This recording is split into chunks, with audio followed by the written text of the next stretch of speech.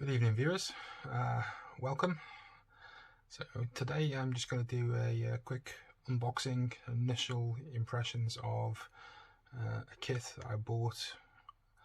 It must have been about a year ago now, so it's before the whole pandemic happened, just before it was starting, really, from a local antiques place to be honest, of all places. It's not somewhere that sells many model kits, but I found it walking around an antiques emporium with my mum, and thought, well, I'll have that.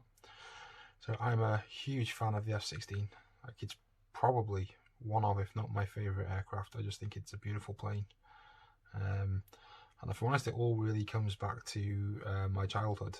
My favourite aircraft, or at least in the modern, in sort of the jet age, are the F-14 and the F-16, and that is, as you can imagine, the F-14 is Top Gun related. You know, who doesn't love Top Gun? But again, I think my favourite fighter jet movie, if you want to call it that, is Iron Eagle.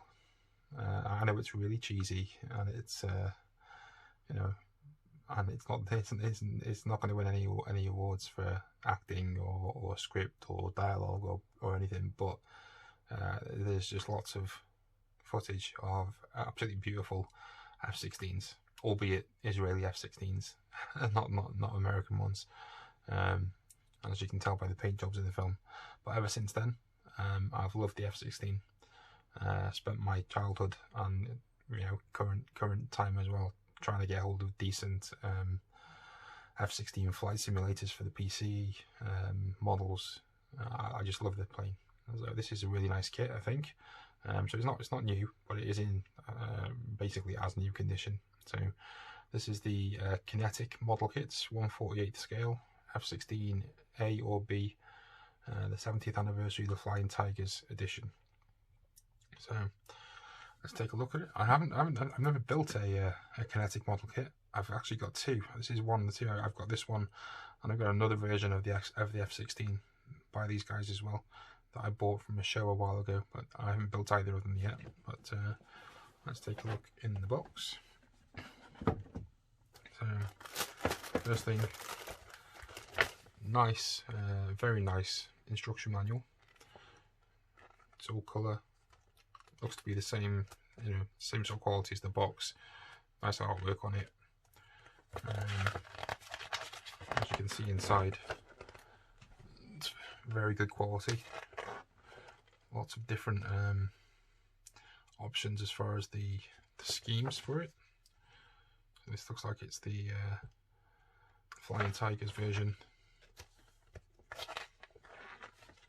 There we go. I mean, there's a whole plethora of views here to choose from. I think that might be the hardest part, really, deciding what you're going to do. Look at that one.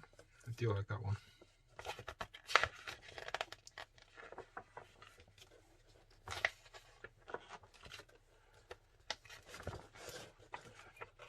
That's great. Got some really nice images for reference of the exhaust as well, and is that a parachute?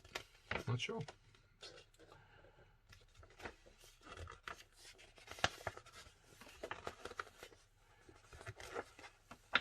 There we go.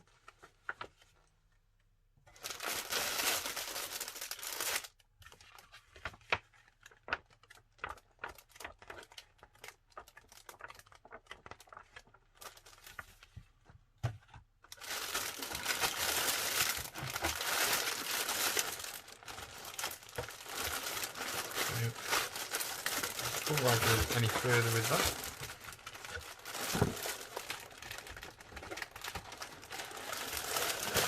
not gonna lie, given that I bought this second hand, I was panicking for a second then that when there were instructions with it. So it turns out this is not an instruction booklet at all. This is just reference material and different schemes for the aircraft. So that is, very, very nice. Very good. Instruction booklet itself is a bit more traditional. Plenty of it though. So again, see there's a number of sprues. There's the diagrams. All looks to be well drawn. Looks like it's reasonably easy to follow. Appears to be a decent level of detail.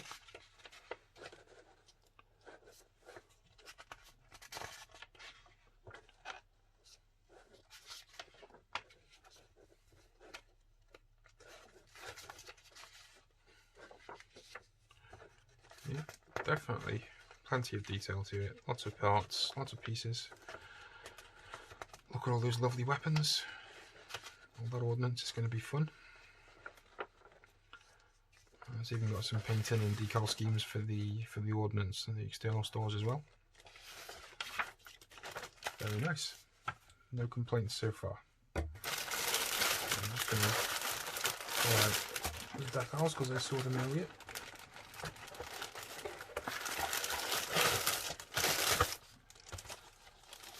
So, the first thing I notice about this is that the sheer number of decals is enormous, but I guess that's going to be expected with a different number of schemes available. So I mean, no real complaints there. I'm sure we won't end up using half of these. I hope we don't end up using half of these, otherwise we'll be doing it forever. There's definitely plenty there to work with. Yeah, we've got some more. This is for the tail of the aircraft, by the looks of it.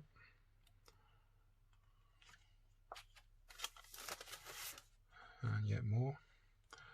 This looks to be for the stores for the ordnance, I think. Very nice. Okay, so let's take a look at the kit itself. So, open this up.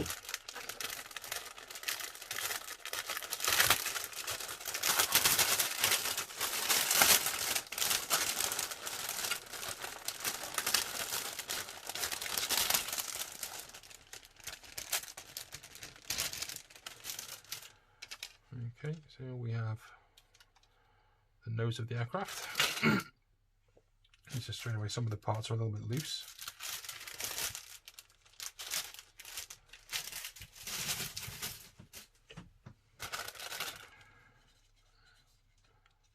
Looks to be reasonable quality moulding. Nothing to get too excited about, but there's a decent level of detail on there. It's recessed paneling, although albeit very fine. So there's a lot of detail on there, but some of it is extremely fine. If you use anything other than a very fine coat of paint, you're not going to see a lot of this. That's good though. Happy with that. There's the bottom section of the fuselage. Same thing again, lots of detail, but it's extremely fine. Good.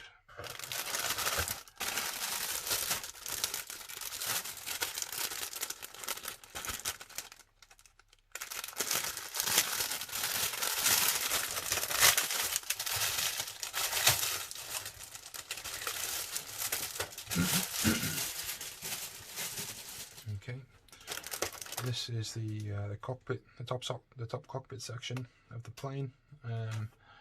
Piece of the actual cockpit itself as well. Some of the stores. I think it's our radar pod. I'm not sure. Again, same thing as before. Quite hard plastic. I don't know if you can hear that. I imagine it's quite brittle, and be careful with it. But yeah, very good. Happy with that.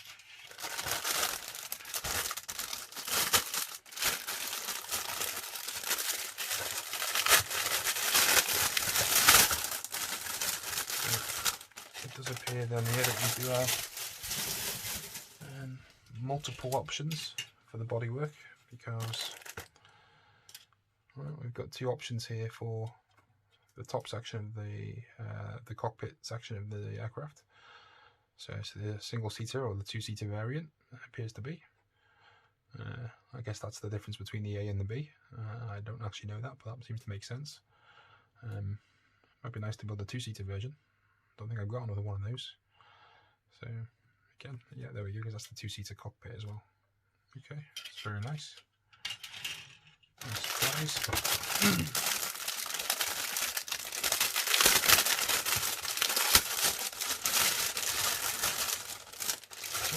we've got the bottom section of the aircraft, the air intake for the engine, and we have the base of the cockpit as well, and we've got the exhaust area of the aircraft. All very nice. One thing you can see is there are a lot of sprues, so definitely not short of content of the kit.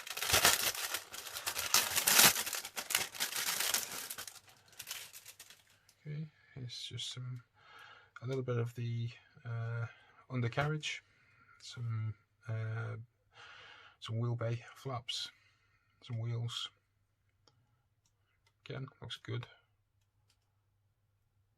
Looks nice. And some clear parts. I'm just going to leave those in the bag for now. I don't want to risk losing those.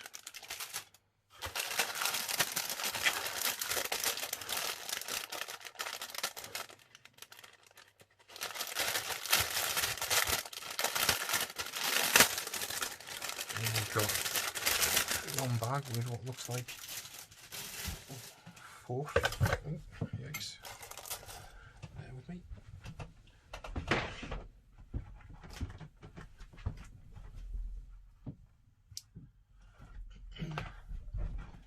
Apologies.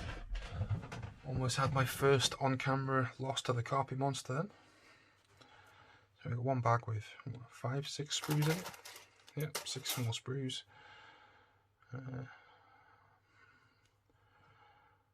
All good. We've got some missiles with some pylons.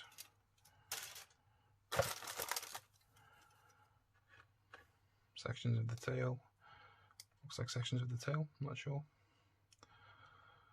Obviously there's a lot of stuff here.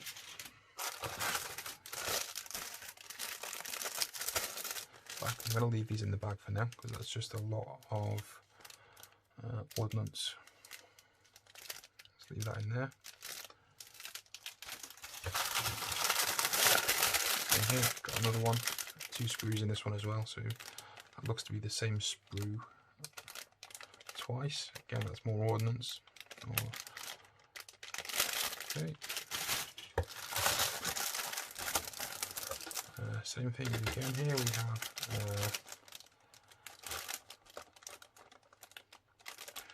so that we have the